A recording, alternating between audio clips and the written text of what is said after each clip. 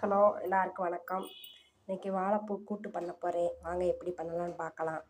வாழைப்பூவை சுத்தம் பண்ணி நல்லா பொடிசாக கட் பண்ணி வச்சுருக்கேன். சாப்பரில் போட்டு இது பண்ணிட்டேன். அதுக்கு தேவையான சின்ன வெங்காயம் நிறையா போட்டால் நல்லாயிருக்கும். நல்லா ஒரு கை சின்ன வெங்காயம், கொஞ்சம் 4-5 பல் பூண்டு, 2 துண்டு இஞ்சி, கருவேப்பிலை, காரத்துக்கு 2 பச்சை மிளகா, தக்காளி, தேங்காய், ஜீரகம், கொஞ்சோண்டு சோம்பு போட்டு எல்லாத்தையும் குறப்பாக அரைச்சிக்கிறணும். கொஞ்சம் சோம்பு சேர்த்துக்கலாம். இது எல்லாத்தையுமே கொஞ்சம் ரொம்ப நைஸாக அரைக்காமல் மிக்சியில் போட்டு லைட்டாக ஒரு ஓட்டிட்டு வந்துடுறேன். தாளிக்கும் போது ஜீரகமும் திருப்பி ஒரு 2 பட்டை வத்தல் போட்டால் அதே காரம் சூப்பராக இருக்கும். வாங்க செய்யலாம். இது கூட பாசிப்பருப்பு போட்டுக்கிறணும். வாங்க எல்லாத்தையும் லைட்டாக அரைச்சிட்டு வந்துடலாம். தேங்காயை மட்டும் நல்லா அரைச்சிக்கிட்டு வெங்காயம் எல்லாமே லைட்டாக ஓட விட்டோம்னா சூப்பராக இருக்கும். ரொம்ப பெருசாக இல்லாமல் நம்ம எடுத்து சாப்பிட நல்லாயிருக்கும்.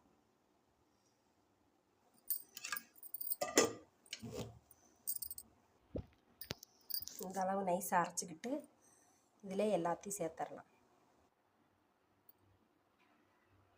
பூண்டு 5-6, 1/2 ஸ்பூன் ஜீரகம், 1/2 ஸ்பூன் சோம்பு. ஜீரகம் 1 ஸ்பூன் கூட போட்டுக்கலாம். இப்போ கொஞ்சம் போட்டுட்டு தாளிக்கும் போது கொஞ்சம் வாங்க இன்னொருக்கா நல்லா நைஸாக அரைச்சிட்டு வந்துடலாம். இந்த அளவு அரைச்சிட்டு இது கூட சின்ன வெங்காயமும் தக்காளியும் போட்டுக்கலாம்.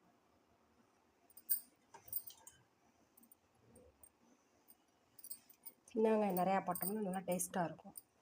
சின்ன வெங்காயம் கூட ஒரு தக்காளி விதையை எடுத்துகிட்டு தக்காளி வச்சுருக்கேன். போட்டு லைட்டாக ஒரே ஒரு சுற்று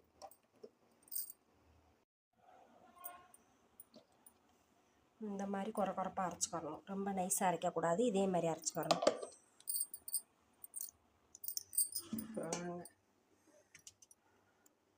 வாழைப்பூ ரெடியாக இருக்குது. நல்ல பூ, அதனால தான் ரொம்ப சீக்கிரம் கருக்குது. ரொம்ப தண்ணிக்குள்ளே போட்டு கழுவி தான் எல்லாம் ரெடி பண்ணி வச்சுருக்கேன். கூட பாசிப்பயிறு கழுவி, பாசிப்பயிறு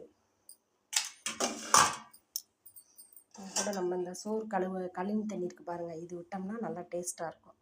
கொஞ்சம் போல் கழுவி தண்ணி விட்டுக்கலாம்.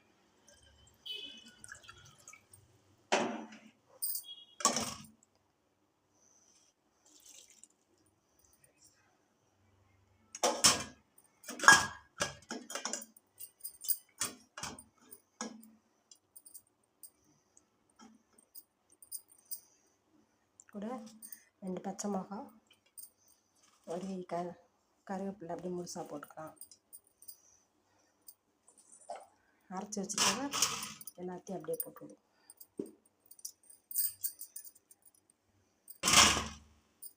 தக்காளி மட்டும் லேசாக போட்டுவிடும்.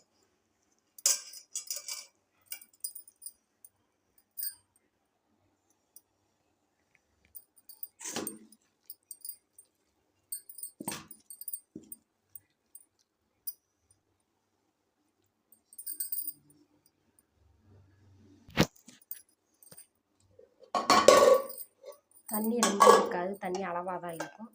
தண்ணி அளவாக தான் ஊற்றணும். இந்த மிக்ஸி கழுவி அந்த தண்ணி ஊற்றினாலே போதும்.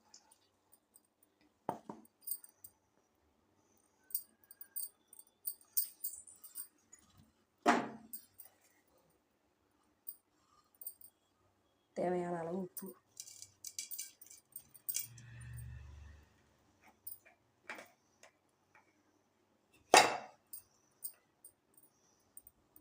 மஞ்சப்பொடி தேவையான அளவு,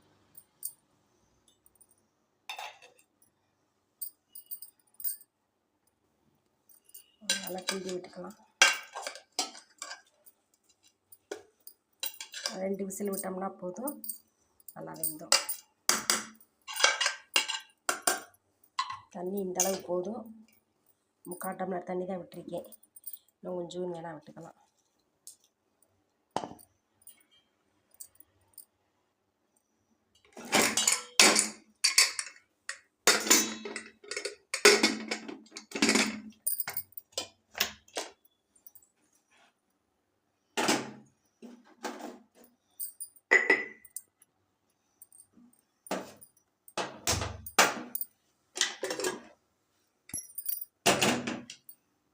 2 விசில் விட்டு ஆஃப் பண்ணிவிட்டு திருப்பி தாளிச்சிக்கலாம்.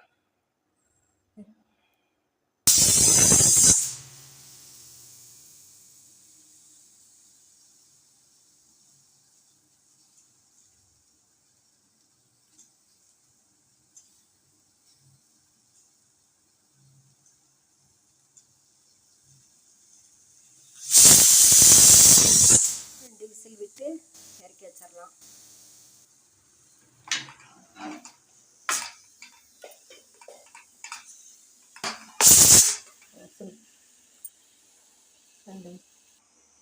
வாங்க வாழைப்பூ எப்படி வந்திருக்குன்னு பார்க்கலாம்.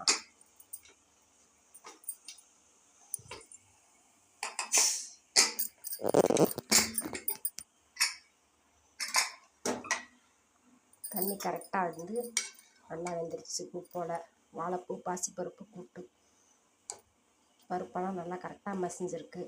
வாங்க இதுக்கு தாளிச்சிடலாம்.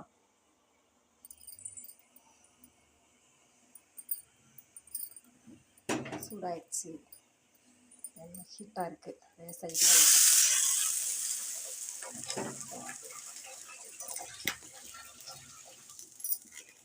நல்லெண்ணெயில் தாளித்தோம்னா டேஸ்ட்டாக இருக்கும்.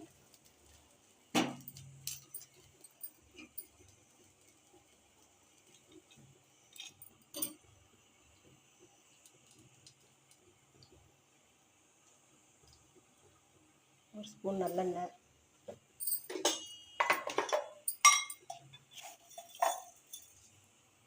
கடுகு பருப்பு,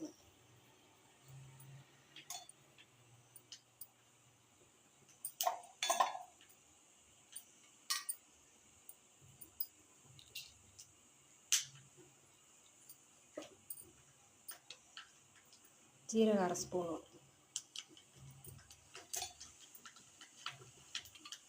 கருவேப்பிலை,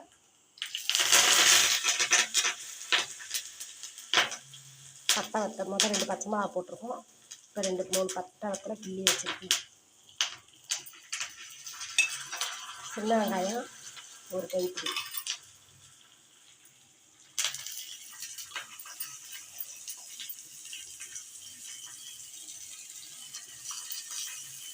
ஜீரகம், சின்ன வெங்காயம் இதெல்லாம் தான் இந்த வாழைப்பூக்கு டேஸ்ட்டாக இருக்கும்.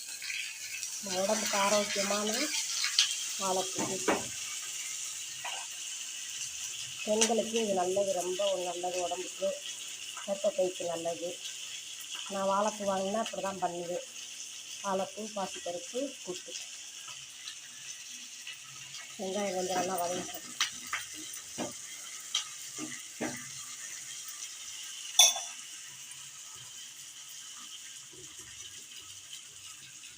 இந்த பக்கம் ரசம் நல்லா முறக்கட்டி நிற்கிது பாருங்கள். ரசத்துக்கு எப்பயுமே தேங்காய் எண்ணெய் தாளிப்பேன். ஒரு நாளைக்கு ரசத்துக்கு வீடியோ தனியாக போடுறேன் பாருங்கள். பொடி வீட்டிலே ரெடி பண்ணி வச்சுக்கிருவேன்.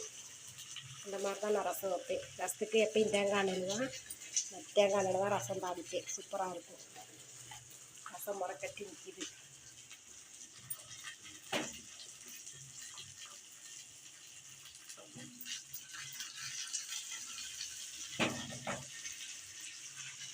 அப்படியே ஆஃப் பண்ணிவிட்டு மிளகாய் மல்லித்தலை போட்டு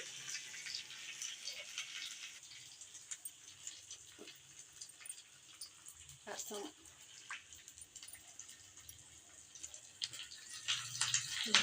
வெங்காயம் வதங்கிடுச்சு. வாழைப்பூவை கொட்டிடலாம்.